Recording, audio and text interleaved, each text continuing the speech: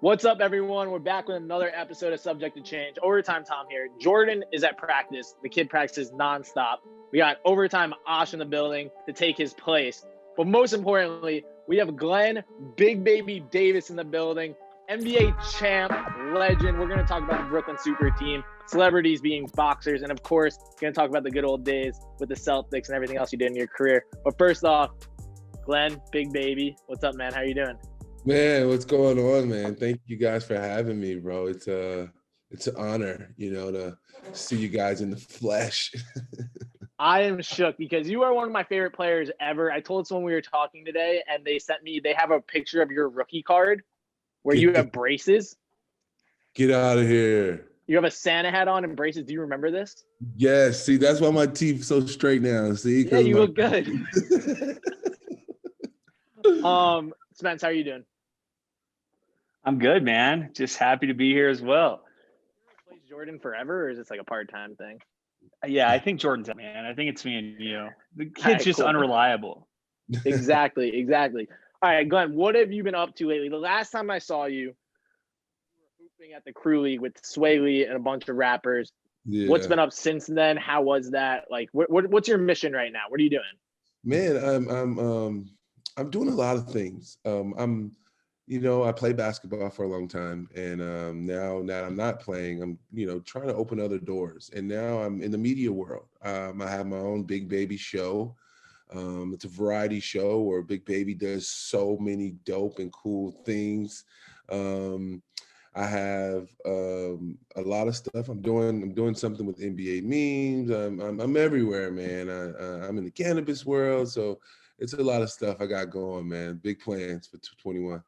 Are you still working out? Are you still training? What's that been like? Because you've been hiding a little bit, I feel like, the last couple of months. Yes, I am training. I'm telling you guys right now, I had a dream that I was MVP of the Big Three.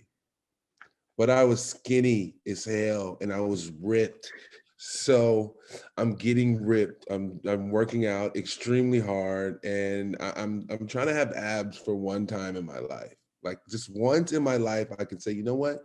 I had abs here, And what was your normal playing weight? Bro, I played at like 315, 320. You are two of me.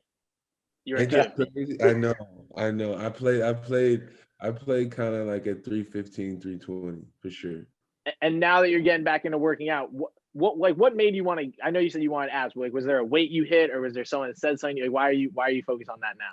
Bro, if you can go back to the Crew League and see the jersey that I put on, even though it was a medium, yeah, it's pretty small. Yeah, it was tight, bad fit. Yeah, but when I see my body and I was like, I'm kind of big. I need to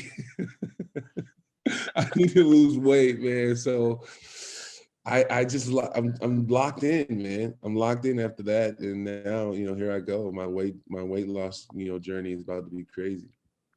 So what's good, because like a lot of people in quarantine have been doing the opposite. They've been putting on the weight during quarantine. So good for you taking it off, man. That's been my problem. So Spencer mentioned this before, like you're Big Baby, but like if you lose all this weight, what's your nickname gonna be? Like what do we call you? Listen, Big Sexy Baby. That's what you gonna call me. Big Sexy Baby. You hear me? You gotta lock down the Instagram handle right now, dude. Just make sure it's there. Be ready for it. You're not there Big yet. Sexy Baby is a brand. I like that. I can get behind that. Big Sexy Baby. Man, hey man, listen, I'm just trying to get slim, man. You can call me whatever. I love it. Speaking of Big Baby, how about James Harden? All right. Yeah.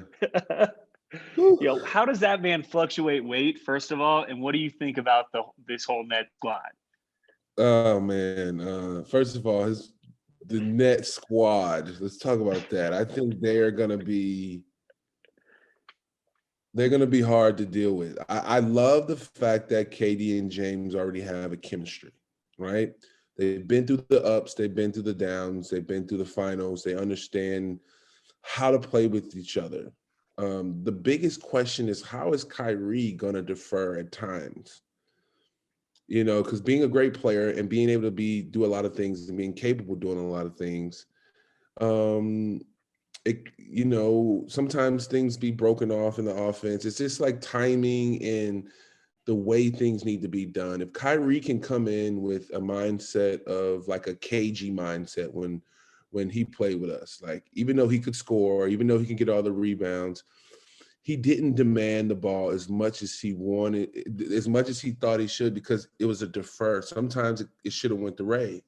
And the good thing about having players on that team like that, but at the same time having a Rondo to say, hey, I'm gonna give it to KG this time. I'm gonna give it to Paul this time. I'm gonna give it to Ray this time. So if Kyrie can be that Rondo guy and say, hey, right now we need to get KD a shot. Right now we need to run this. Right now, you know what? I can take it on myself right now because it's random. So, you know, if he can have that, hey, I'm gonna sit back, you know, I'm gonna be the superstar I know I can be, but not as much as I have to, because I got so many other weapons. So I'm excited to look forward to that, you know, and see how they gel that thing together, how Steve Nash comes and sticks that thing together and make it work, you know? So I look forward to that. And then the weight loss thing, hey, man, probably taking hydroxycut or something, man. I don't know what's going on, man. Was that real? Do you think people were saying that he was faking his fatness? Like he had a fat suit on. So Bro, I don't know, but I just think blue is blue's a bad color. Blue's a bad color, because when I go back to like, well, I used to play with the Clippers and they used to have like a baby blue, like, yeah, the retro. Yeah, I look, even though it was kind of big, I look huge. Like, I look huge. What do you think he was doing to get to that? I don't know if you know him at all or not. Like, is that just like he's drinking a lot, he's eating wings, like how, or not exercising? Like, I feel like he's always in the gym. I don't know, you know, and I can't judge him because like what he does, because he's so good and he handles his business no matter what. So it's like, I would be a lame guy if I'd be like, oh, he's bad. No, he's an awesome player. Like, he's so good. And when it's time to get it done, he gets it done. Like, he's going to be slim, ready, in shape. You know, I admire him for that. Like, him smiling in that interview when they're like, are you a superstar? It's like, yeah, dude. Yeah, man. Yeah, I'm a superstar. You saw these guys when they like first came into the league, like those three specifically, but anyone else? Is there anyone that's really good now that surprises you, that like when you first played against them or you first matched up with them, you were like, oh, like he's like, why are people talking about him? Harden came off the bench, which is wild. But I knew that he had star capability. Like, I know he had star capability when he first went into the league. You know, but there's nobody really that just snuck up on me, because I've always been in the AAU circuits and I've always knew like these guys coming up. So it's like, I'm trying to like Harden. Harden was crazy at Arizona State. Who'd you play AAU with? I play AAU with Sports Academy. Okay. In Baton Rouge, Louisiana. Did you have anyone else on your team that ended up making it? Yeah, Garrett Temple. We played together, went to high school together. And Tyrus Thomas. Tyrus Thomas played on my AAU team for a couple. And then he went to college with you. Went to college with me, yeah. And so shot up the draft boards. Yeah. So going back to the Nets, you were kind of saying this earlier, but like Kyrie is really integral to get it all together. What do you think about Kyrie coming out? Was it yesterday, today? Just his apology, like personal reasons? Like what's your opinion on all of this? I think, you know, we all have personal reasons, right? We have some things that kind of trump basketball at times, you know?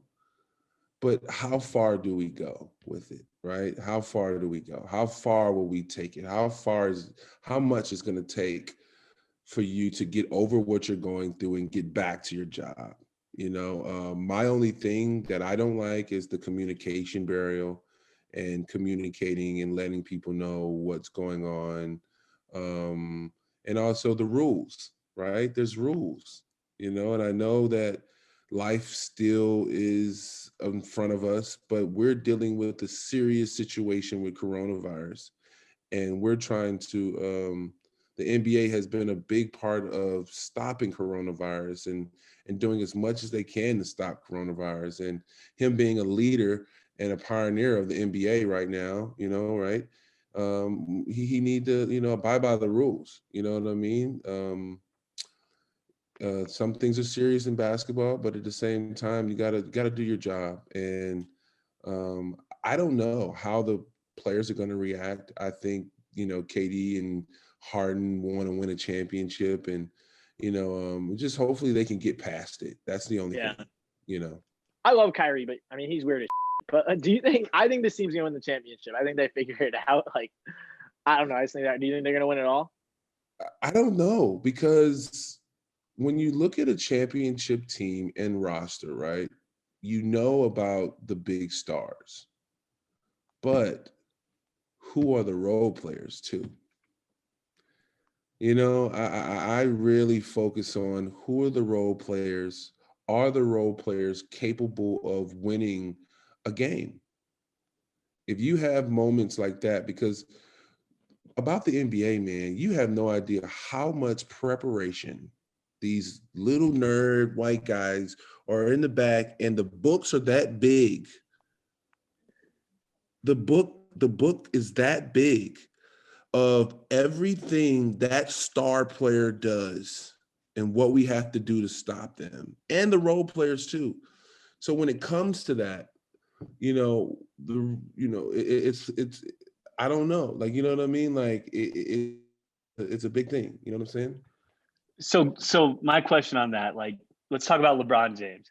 A guy like LeBron, when you're looking at the playbook for him, sure, it's like, okay, when a screen's coming, he's going to go left, or he likes to settle for the three. But is there anything in that book that's like, you should say this to him, it's going to piss him off? Or like, hell yeah. These books are crazy, man. These books, like when the playoff starts, bro, it's just like, it's just like everything's focused on. That's why the KDs are so great, because they in spite of, like, in the Stephs, like, like in spite of like the game plan, they still are dominant. But like when the game plan is executed from another team, the role players got to step up. You know what I mean? So it's just, and you say whatever, bro. It's like, he doesn't like this. Push him. Be physical. Say this. You know what I mean? Like, it's in that book. Sure. I assume it's KG, but like, is there something insane that someone said to another player where you like, if someone said that to me, like, I'm fighting?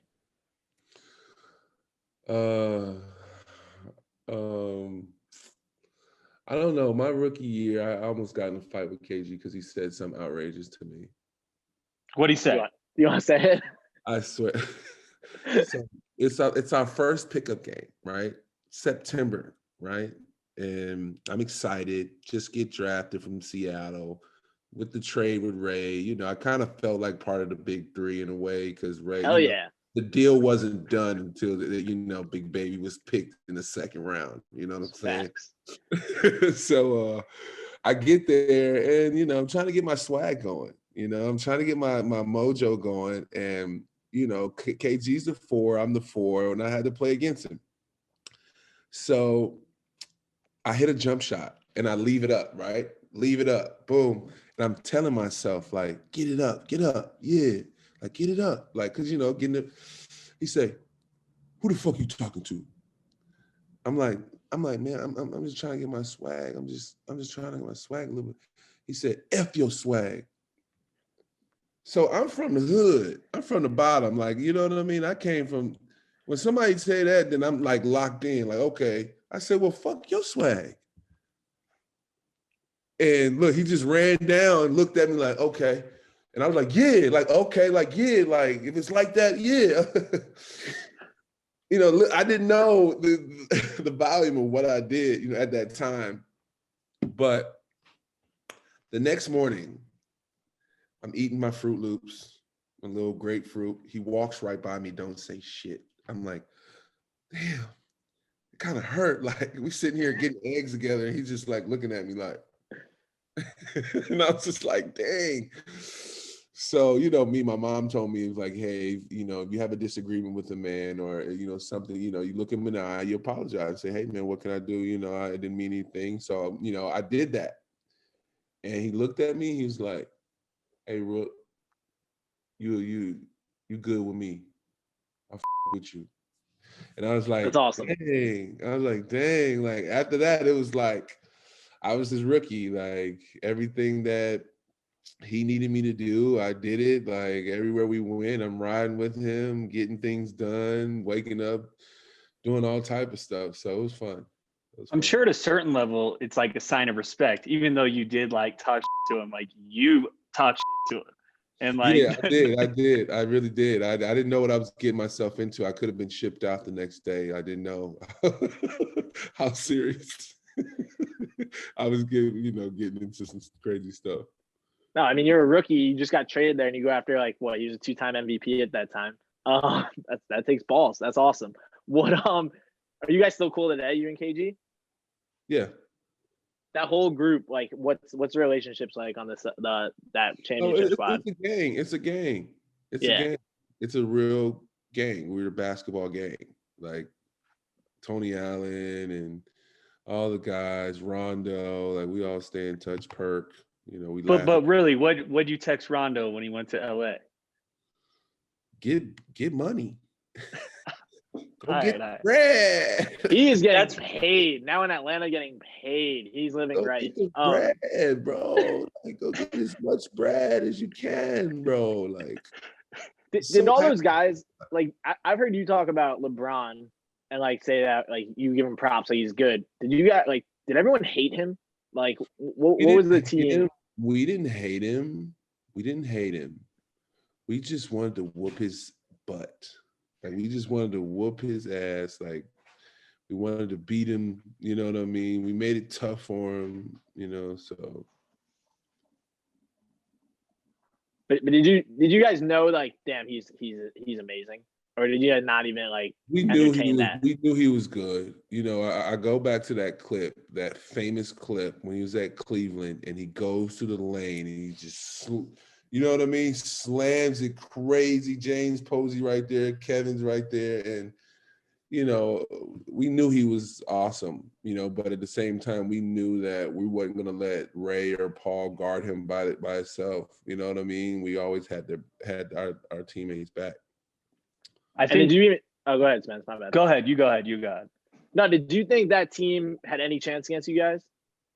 Because no, right? No, like he wasn't there yet. Yeah, bro. Even when they were number one in the Eastern Conference, we smacked them. We smacked them. We gave them the smacks. We smacked him. Like the time he took his jersey off, he was like, I'm going to Miami. Like he went to Miami because we was smacking them. Those Miami teams were sick though. Yeah, we smacked them. He's like, I'm going to Miami because we was smacking them. So I think LeBron still has 5 to 7 healthy, dominant years left in him. But that's a hot take. I think he does. 5 years probably. But who do you think's next? What young guys do you watch? Like Zion, LaMelo, Steph, like what young guys you watch coming up that you're like, oh, that's that guy? I'm trying to think, like, really right now, like as far as when you go Bron, 6'8", can pass, can a little above average shooting, can shoot. The IQ is crazy. That statue, there's not going to be a person like that in a long time. We're waiting right now, right? There's young stars that are capable. But right now, KD and LeBron are those stars. Right now, the only guy that I want to see on a different team and that plays the way he plays now is Bradley Beal. Yeah. I want to see him on a different team and how he bring what that brings to a different team that's capable of winning. But other than that, nobody other than Jason Tatum got a long ways to go, but I see it. because of the IQ of the game, the way he plays the game, and how quick he can receive something and apply it to his game. You know what I mean? So I've seen Drew, his trainer, talk about something, and then 2 weeks later, he's doing it in the game. He's successful with it in the game. Like that type of learning curve or being able to learn like that is superstar mentality. So if he can keep on the right direction, stay humble, you know, always enhance his IQ, I think everything else will fall in place. No, that makes sense. And I think I feel like that's the same type of feedback I've heard about guys like Kobe in the past, where it was like they would hear something and they pick it up like that. So that's actually really cool. What have you gotten a chance to watch LaMelo at all? Like we're big ball family fans, I would say. So I'm curious what you think of LaMelo, Lonzo, LeVar. I feel like LeVar is a genius. I feel like you and LeVar would grab a beer and just kick it. I feel like that'd be your guy. Oh yeah. First of all, I'm gonna ask him, how do I make boys? Insane. He says he knew he would only have boys. How do I make boys? What do I have to do in the bedroom to make boys? That's what I'm gonna ask LeVar. Then, you know, I just really think LaMelo is the one. Yeah. When I see LaMelo and the way he plays, his game is smooth. It's patient. It's poise. Decision making is crazy. You know, I think his upside is so crazy, and you know, he has a sense of like, it's not, you know, he doesn't show it, but it's effortless. But in his game, it's like raw. Like, you know what I mean? I don't think Lonzo game gives me like raw. Like, you know what I mean? Like it's Lonzo's too smooth at times. On defense, Lonzo gives me raw. Like, okay, I'm here, I'm there. You know what I mean? Right. But Melo plays with that on offense and defense, and I think the experience that he had overseas, his father letting him expand, you know, go other places, broaden his horizons. He got him mentally ready to be a pro. Exactly. I think LaMelo's whole thing, and I'm surprised Lonzo doesn't have this with LeVar as his dad. Like, LaMelo is so confident. Like, even if he's definitely wrong, he legit thinks he's better than LeBron. Like, he just thinks he's the best player in the NBA. And you see it when he plays. Yeah, most definitely. You know, you look at the highlights of him as a little kid running around and like to be that young and have that type of confidence, like in a big setting against all these big kids. Like, I knew that kid. I was like, when is he going to grow? Because when he grows, he's going to be a monster. And that's what happened. Like he has a little bite to him, because I think the way he came up and the way he finished his career, like as a little kid before he got to the pros. My only thing with him, I think he's just a little reckless at times. Like, I love it. It's on and off the court. Like, he doesn't give a shit, which is good, but off the court, I'm worried. He'll learn about that. I think Coach BJ over there is a great coach. I was with him in Orlando. I think when they say, hey, LaMelo, we're going to give you the keys, he's going to lock in. I don't think they say, hey, I don't think they gave him the keys yet. When they give him the keys, and he's gonna clamp in and do what he got to do. I'm always curious about that with rookies. Like, I feel like a lot of it's fit. Like, you end up on the Celtics, like you get to learn from KG, you get to play with all these great guys. Like, it probably helps your career. LaMelo, like, is Charlotte a good fit because he kind of has freedom, where like Lonzo was on the Lakers, like had all this pressure on. Like, do you how much do you think fit matters for rookies? As a rookie,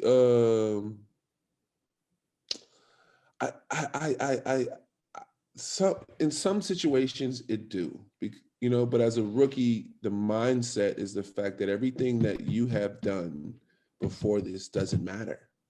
Yeah. You know, so it's like, yes, some teams, you know, the first rounders, you know, they get those opportunities where, you know, they get the fit, they get an opportunity. That does matter in a way.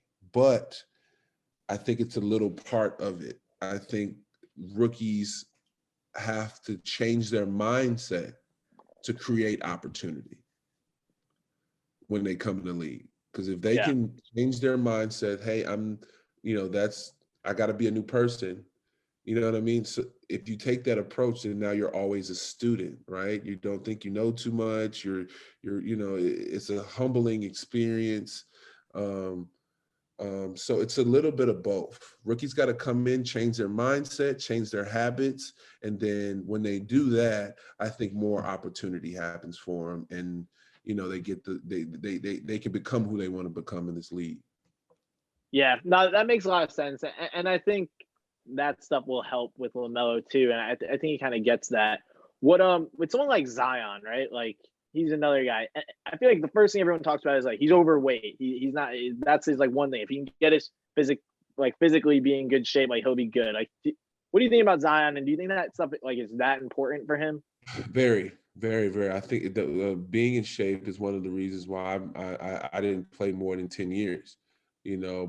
Injuries. I broke my 5th metatarsal, my foot, and a small bone, right? Yeah. I think you can heal and come back from it, but having a lot of weight on it and, even more, damage. So if he can control that part, the mental aspect of being in shape, but also I think he has to add a little bit of more dimensions to his game. You look at what Stan is running for him. It's downhill things, it's on the block, and when defense comes, and scouting report comes, you got to add different levels. So I honestly think a guy like Lonzo, putting Zion in pick and rolls and rolling to the basket, like, easy buckets for him needs to come.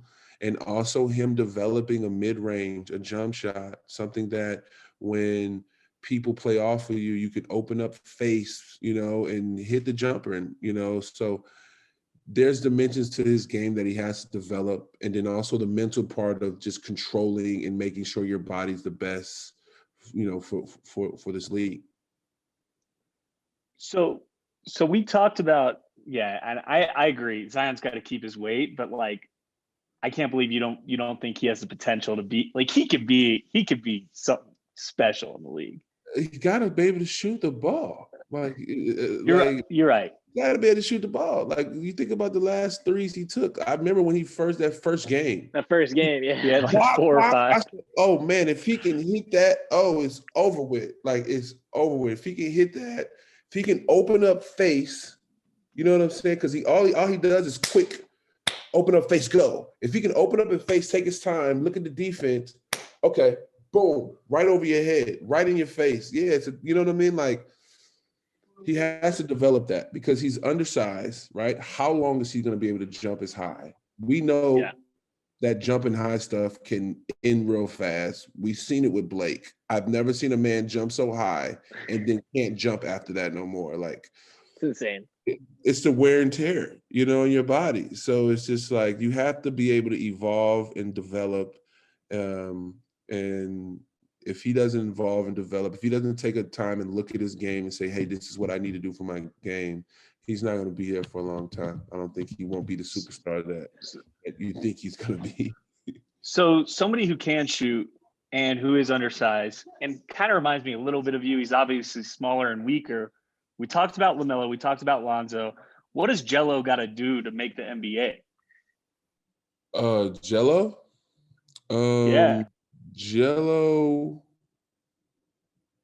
Jello has to, I don't know. I think Jello at this time right now, it's more about can I not make as many mistakes, right? Because he's an average, height guy. Is he a 1 or is he a 2? He's looked up as a 2, but now when you're looked up as a 2, all right, can you shoot? Can you guard? How's your IQ? I give a Jello. If I say Jello, if I need you to watch a player in the league who should you watch? I should watch Garrett Temple. You know what I mean? Like, can play D, everything's well, you know what I mean? Great character guy in the locker room, and he's sticking, you know? Yeah. Shoot the ball, average pretty well, you know, but in some games you look up, he has 21, 22. He's had 17 in the fourth quarter. Like, you know, Garrett is one of those guys I think Jello should, hey, how are you here? And how do I get here? Because he's been all over, you know what I mean? Like his first 4 or 5 years, he didn't make it to the league. He was overseas playing. But the opportunities he got, he was a good locker guy. He's great IQ, knows what he's doing. And that's my thing for Jello. I say, you know, learn the game as much as you can. Approach the game as hard as you can. Change the image that people see you as, because you're already counted out as soon as you hit the door because of what you've already done. Yeah. So that's my thing. Yeah, I mean, he needs to be like the best at something also. Like he's a really good shooter, but he's not amazing. He's like a solid defender, but he's not incredible. I think that'll be tough for him to get a shot. But it looks like he's gonna get a chance in the G League hopefully this season, and we'll see where he goes. But I hear what you're saying. Like even if it's going overseas, I think we would like to see him go overseas so he can get like a real shot. Yeah. So we talked about it a little bit already about playing LeBron and that Celtics team. What we didn't talk about is you played against Kobe a lot, especially in those championship games and stuff. So you guys had like a different mentality against playing LeBron. What was the mentality when you were playing against Kobe? How did you guys prepare for that? Like, what was it like going at it with him? It was amazing, right? Because he was, you know, other than, you know, LeBron, he's a skillful guy. You know, Kobe was a guy, you know, that was smart, you know, IQ was crazy through the roof, and he made shots. You know what I mean? Our job was, you know, to make him see 5, don't give him any seams, right? Make others beat us, right? Like Ron Artest, Derek Fisher, make those guys beat us, and make him shoot hard shots, hard contested shots. If we can do that all night, make him do amazing things, then first of all, it takes the ball out of other guys' hands. It doesn't give other guys a rhythm. You know, if Kobe's hit his first 2, you know, he's going to heat check and do some crazy stuff, you know, so you make him shoot a turnaround, fade away back, you know, fade this way, that way. You know, Tony Allen did a great job making him do things that he was uncomfortable doing.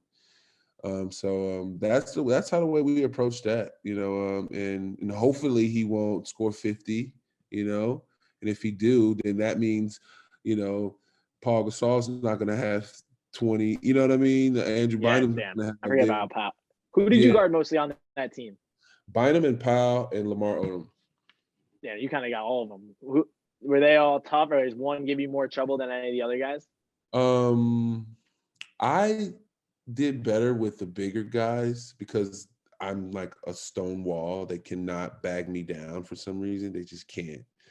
My thing in the triangle offense was Lamar because he was on the perimeter, right? Yeah, it's tough. You know, he was on the perimeter. I had to guard him, and, you know, and then also he could shoot. So it was just like, you know, I don't want this man to drive by me, but I still have to run him off the 3.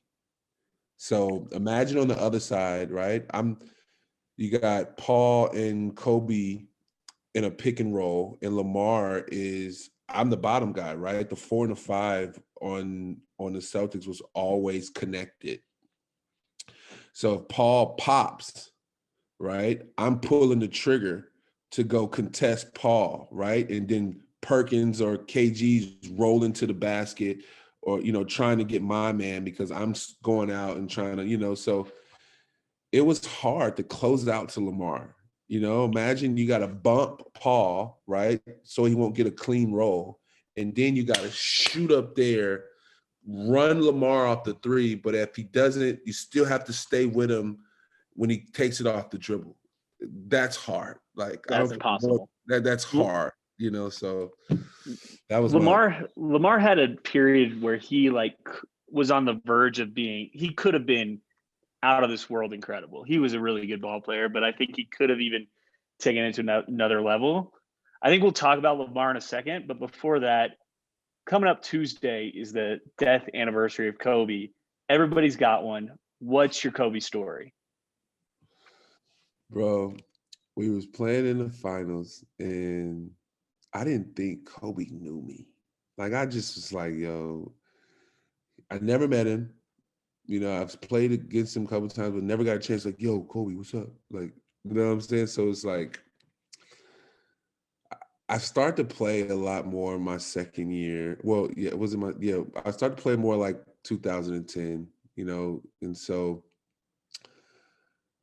it's the finals, bro. And I swear to God, like the man walked by me and was like, yo, what's up, big baby? And I was like, damn, Kobe knows my name. I swear to God. I would freak out. I freaked out. I was like, oh, Kobe. Damn, Kobe knows my name. I didn't know Kobe knew my name. Like, and like, okay, he would know your name, bro. You're playing, you know, 2010, you know, you're a part of the Celtics now, like, but he never talked to me. And like, for him to go out his way and talk to me was great. And I'll never forget after the game 4, if you go look it up, game 4, 2010, when Nate jumped on my back. And he was like, after the game, he's like, you play like a Mamba. I was like, oh. Doesn't get much better than Mamba.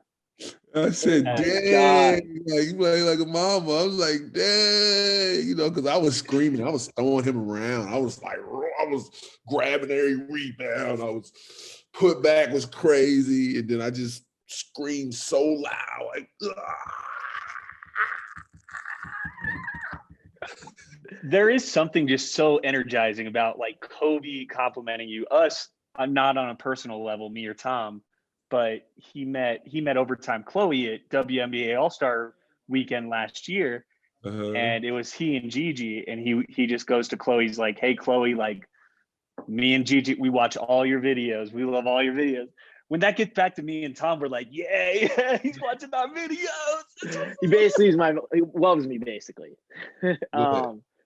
That's so cool. Were guys afraid of him? Like, not you, obviously, and probably not the Celtics, but were guys intimidated by him? Hell no. You don't think so? Hell no. What be scared of Kobe for? He ain't from the hood. That man no Spanish. That man no Italian. Like, no, his game, yeah. Yeah. Him as a person, no. He definitely, I meant more with his game. Did you ever have to like get switched on him and have to guard him or anything like that? Yeah, I guard Kobe. How was that? It was cool. I just, I only had 5 seconds in the shot clock. You got to think about it. I guard you for 5 seconds. Switch. So. That's awesome. And then did guys on the team like KG and those guys, like how do you think they viewed Kobe when you guys are playing with them, and like what were stuff they would say about him? Oh, they had a lot of respect for Kobe, right? You think about how many times Kobe, beat the hell out of Minnesota Timberwolves. Yeah. You know what I mean? Like, they had a lot of respect for Kobe, you know what I mean? But as peers and, friends themselves, they wanted to beat him. And that was cool. Well, Kobe and KG are getting inducted in the Hall of Fame together in May, right? I'm pretty sure. Yeah, I'm gonna pull up to that. Yeah. Woo woo, Springfield, what's up, big baby in the house? That's awesome. You mentioned him before, but Lamar Odom, like, obviously he was a sick hooper. He's gone through some stuff after his career, but now he's trying to become a boxer. That's what I just saw. So someone just sent me the other day. Listen, man. Talk to me about these guys boxing, man. Like, come on. Listen, man. Nature boy. Listen, man. I try to defend Nate, but really right now, I just got to say that was the stupidest thing I ever seen somebody ever do in my entire life. Like, Like Nate didn't even know what the hell he was doing. Like, you know, like he didn't have no type of plan. He didn't have no type of like strategy. I think it's the dumbest thing because I've been doing mixed martial arts for at least like 8 or 9 years now, you know, training at Dana White with, you know, facility. Like, Okay. so it's like, I wouldn't dare get in the ring with one of those guys or anybody that's been training extremely more than me. Yeah. You know what I mean? Like, Did he train? I don't. He act like he was training. I didn't know if he was training. He's in good shape. Yeah, Nate's always in great shape, but like boxing, he had no idea like how to negotiate. Like, you know what I mean? Like, you know, boxing's like a negotiation. It's like when somebody throws, you throw back. Like, you know what I mean? And he didn't know how to put his combinations together, and it was just weird. And I'm such a like respectful sport guy, like, you know, and I just don't like how those things are like disrespecting the sport of boxing, you know, like, you know, I wouldn't condone anybody trying to box for amount of money. Like, I don't think Lamar should do that. Like, because I don't. Is that why they're doing it? Money? Like, is it just a big payday? I think so. You know, I think so, but I don't think Lamar can even fight. Like, what? I don't even think he can fight. Like, I don't know. Like, why would you try to, like, I don't know. I don't get it. I don't condone it. I don't like it. I think it's stupid. Yeah, So, he's older too. I mean, Nate's one thing in awesome shape. Lamar is older. I assume he's not in Nate shape. But yeah, he's fighting in June. I'm reading about it. I just read it on TMZ. He's fighting in June. He signed a deal. Who's he fighting? I'm not sure who he's fighting, but it's in June. I hope it's in Fight Island. That would be great. What do you, while I look at it, what do you think about the Paul guys? Jake Paul, Logan Paul? I mean, Logan's about to fight Floyd Mayweather. Oh, have you ever been in Louisiana and you've seen big country, tree trunk leg, corn-fed white boy? Yeah. That's what, you know what I mean? Or that white boy that was crazy on the football team. Like, oh my God. Like Jake's like one of those guys. Like, he's strong. Like, I'm good friends with his trainer, Jay Love. And like, he was telling me like, yo, Jake's strong as hell. Yeah. Yeah, it's a big dude. Jake's strong as hell. So it's like, you know, I wouldn't have did it. Like, you know. That's the other thing. They're completely, Jake is 6'3". Nate's not that tall. Logan's that tall, but Jake's still a lot bigger than Nate. Yeah, but I don't know. It's crazy. It's too crazy. It says Lamar doesn't have it says 6'10" Lamar Odom does not have someone to fight yet, but it will be another big name. So Karl Malone. It's Karl Malone. It could be you. I'll beat the hell out of Lamar. Well, let me give you something. All right. $3 million. Fight Lamar Odom in June. Man, beat him senseless. Beat him like he stole something. Let's make this happen. Beat him like he stole something. Celtics versus Lakers, 2010 rematch. I'm just saying, I'd watch. I would bust him up for the ground. Boom, boom, bop, bop, bust him up for the ground. Go on, give me the check, because I really do this. It ain't nothing. You would like, I know I agree with the respect of the boxing community, but obviously it's starting to happen. Like Mike Tyson even like is condoning it in a sense. Would you do it for like the right matchup and the right money? No, because I really love the sport. Like Dana would probably, Dana's a good friend of mine. He'd be like, what the hell are you fucking doing? Like, but who would be, what NBA guy would be the right matchup for you? Don't say nobody. Who's a good matchup? Who would be the right matchup for me? Let's say we get you to like 300. SHAQ. Yeah. I would SHAQ up too. SHAQ, prime SHAQ? No. Right now. Not prime SHAQ. Oh, you want in the NBA now? No. I'm saying like you wouldn't. I'm saying you would fight SHAQ right now and mess him up. Oh yeah, I'll beat the shit out of SHAQ right now. I would leg kick him crazy. I would leg kick him so crazy. Like if it was a UFC fight, I would leg kick him. I would leg kick him so crazy until he wouldn't want no more. I would leg kick him, throw a 1-2, bow overhand. Every time I leg kick, I'll boom, boom, throw a 1-2. I'll fake the leg kick and Superman punch. Like I would f him up, bro. Didn't you like meet him in high school and just at his camp? Yeah. What's the story? Yeah, I was 15. I was a big fan of SHAQ at the time, and he was at LSU getting his jersey retired. I got a chance to meet him and just got to hang out with him. And we ended up going to one of his mentors' house that was at LSU. He was the academic guy. And after we ate spaghetti, like, he was like, "Come outside, let's go wrestle." And like, we start wrestling, and he just slammed his big ass. Took it, dumped it, boom. He didn't know I could wrestle though.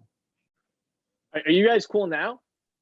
Yeah, we're not cool. We're cool. Like, fight, if you got to fight him, like, there's not like an added anger there, right?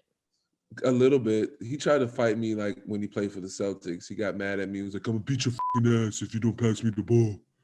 We were playing. He wasn't very good then, right? We was playing. He thought he was. We were playing the Lakers at the time, and this is what I knew when he said that to me. That's how I knew how great he was. If you're that old, you're not even open, and you want me to pass you the ball, like, and you get mad at me for passing it at Ray, and he hits a three. Like, that's the ego of somebody that's great. Like, give me the fucking ball. You know what I mean? So that's how the way I took it. And I was like, "SHAQ, you want to fight me? Like, I know you." Like, it was just a heat of the moment type of thing. You know, SHAQ did try to beat me up. I don't know. I think we should set that fight up, but maybe not. But I see one other name on here. I'm just curious. You versus Zach Randolph fight. Yeah. How's that go? I'll beat the shit out of Zach. All right. He don't know nothing. He's just a gangster. He don't know. No, you're right. Like, it's the same thing with Jake Paul. He had more like the technique. I would like, they not as strong. Like, they, you know what I mean? Like, they don't have the knowledge of, you know, what I know of, like, grappling and jiu-jitsu. And, you know, Dylan Dennis is one of my best buddies. Like, you know, Dylan. Can you tell him to fight Jake Paul? I want to see that. Jake don't want to fight Dylan. Dylan will fucking rock Jake. You see, he threw toilet paper at Dylan's face the other day? Yeah, I seen that. Jake's it's funny. But anyways, so that's what you got. Yeah. All right. Enough of the fighting stuff. This is a peaceful podcast. You know what I'm saying? Before we get out of here, dude, I do have to ask one question. I'm sure you answered it before, but like, the infamous photo, you on the plane with the Popeyes and the cash. I'm asking it. That's why we're here. What happened? What happened? What okay, I'll tell you guys what happened, right? So I had a label, right? I had a rap label back in the day at this time, which probably was the worst mistake I've ever did, because blow the money, right? I'm in Maryland, and, you know, I smoke marijuana, and I had a little marijuana with me from Maryland, and it would smell through the hallway. And so I go up to my room, and I get a knock on the door. Doop, doop, doop, doop, doop. "Oh, do you want towels?" We're like, "No, we don't want towels. I didn't ask for towels." Boom. They go back, knock on the door. Boom, boom, boom. "You guys are smoking weed in here." I'm like, "No, we just left the studio. You know, that's where we smoke weed at, in the studio. I know we smell loud, but we're not smoking nothing in here." I leave, bro. 6 minutes, I left my phone. I go back to the hotel to go get my phone. The police are there, knocking on the door. They're like, "Yo, boom, boom, boom. Like, is this your room?" I'm like, "Yeah."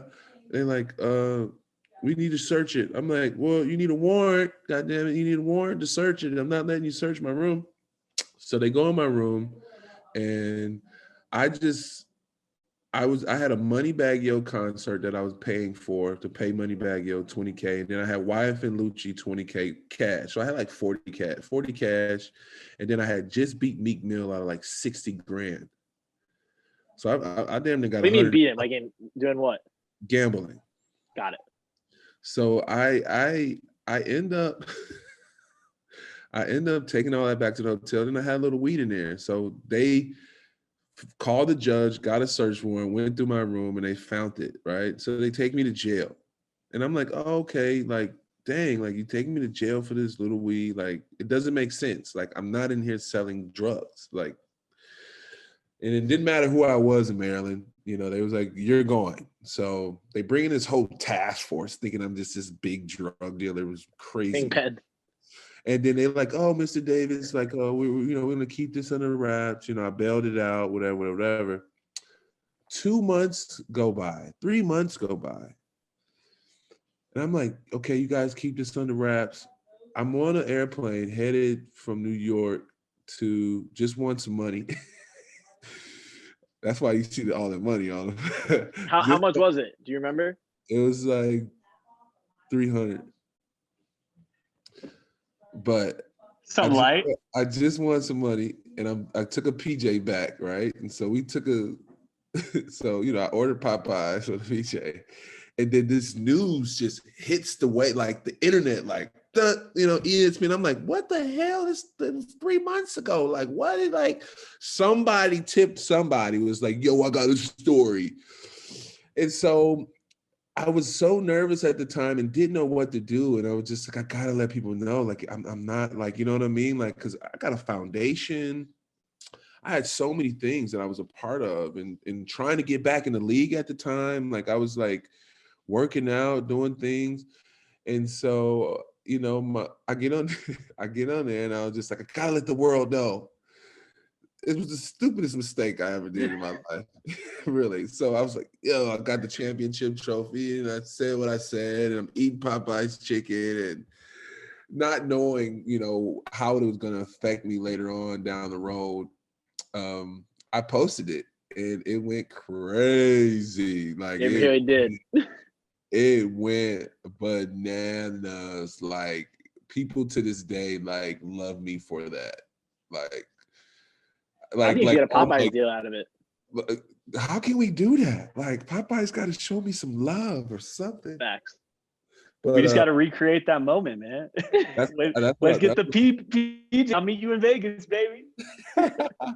So yeah, that's the story to that, man. That was a bad decision. I was just panicked, and I could have used my PR different at that, for different at that time. But I was just trying to get a message across, like, hey guys, like I'll be trialed in court. They dropped all the charges. It was crazy. Like, you know what I'm saying? Like, yeah.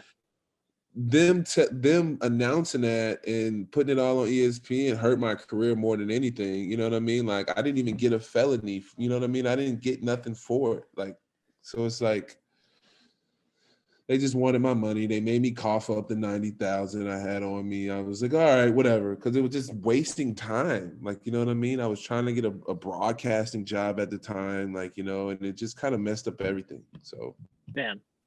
Well, that sucks. But you obviously come out on the other side. You're doing a lot of big things. I want to hear about some of those things real quick. But who's the best player you ever played with? We never got that. Number one. With? Who do you call the best player that you ever played with, or if you want to say played against? I don't care. The best players for talent-wise, I would have to go with Paul Pierce. And I'm going to tell you why. He's the person that I feel like left so much on the table. If he was as serious as Kobe or serious as KG, Paul don't care. Like Paul, he was a great player, but Paul's a streaky, great player. Yeah. If he would be consistent in what he would, there's no telling where his career would have been one of the greats to ever play the game, because I've seen that man do crazy things with Luka speed, like slow. Like, you know what I mean? Like, and he could have been great if he would have focused on his game, right? You see, he got stabbed in the club, like, LeBron and other guys could, you know what I mean? Like Kobe made a mistake because his ego, right? But he overcompensated with his work. Paul had an ego, but great, but didn't work as hard. Yeah. That makes sense. Hard. Like, I go back to 2009 when we lost to when I go back to 2009, we lost to Orlando. Paul didn't play his lights out as he should because he felt like he didn't have KG at the time. He could have dominated them. He could have averaged 40 a game, but it was just something in him, like a competitiveness that he lost. And I think the greats keep it and push through, because we lost in game 7 to them. If you watch game 7 against Orlando at home, Paul played like crap. They didn't have anyone great guarding him, really, right? Yeah, he and like JJ. What? Like what? Like he could have killed. And I don't think he. I think he's a guy that one of the greatest players I ever probably played against, but didn't max out.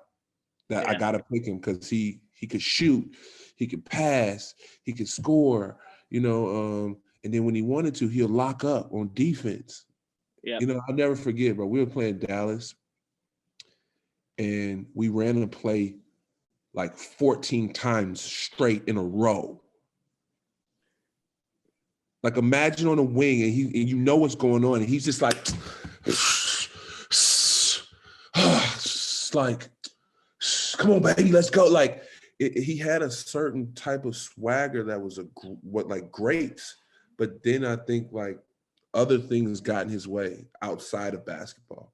You know what I mean? So, and you can tell, like the man got stabbed in the club. Like there's other things that had to. It's crazy, like you know what I mean. So, I like Paul. Paul's the best player I ever been around, and has so much more room to be great. Yeah. You even hear he's just so confident. You even hear him when he does his like announcing gigs or talk show stuff. He's so cocky. It's amazing. Like, when he dressed, like, God damn, you got all that money, but you dress like dressed like a poor man or something, bro. Like, come on, man, get your swag up, man. You like That's amazing. Before we get you out of here, I know you got the Big Baby show. You got a bunch of other things you're working on. You want to talk on it real quick, right? Hey, you're working on? I got a show, right, that I'm doing everything in the world that it's interesting to people. I go deep sea fishing. I'm a gumbo fanatic. I love barbecue. I love the dance. It's just so many things that I do that I'm bringing into the screen. It's a variety show. You know what I mean? And it's going to touch all type of things. We're going to have skits. I got one episode where I go, around the city and I shoot ball heads. If you got a ball head, I'm act like, I grab it and I shoot a 3. So it's like, I got all. We got a guy. Well, I can't wait for the episode where you fight SHAQ. We'll be there. Me and Tom ringside in your corner. We got you, dog. Man, listen, leg kicks for days. I will leg kick the shit out of SHAQ. Amazing. Well, make sure you check out the Big Baby Show. Follow him on Instagram. It's GB Baby Davis. Follow him everywhere on social. Yes, get my followers up. Get them up. Make sure you subscribe to the podcast. Overtime Tom here. We got Overtime Ash, Big Baby, formerly known as Big Baby, now Big Sexy Baby. Yes. Check it out. Check out other episodes of the podcast. We'll talk to you guys soon. Thank you for joining us, Big Baby. You're the best. All right, man. Thanks for having me, bro. Peace. OT is everywhere, fam. I'm talking worldwide. So rep your city with the OT City Tees. You see I'm holding down New York? Yeah, you know that's right. And don't forget to subscribe over here and check out more fire videos over here. You know what it is. It's Big O.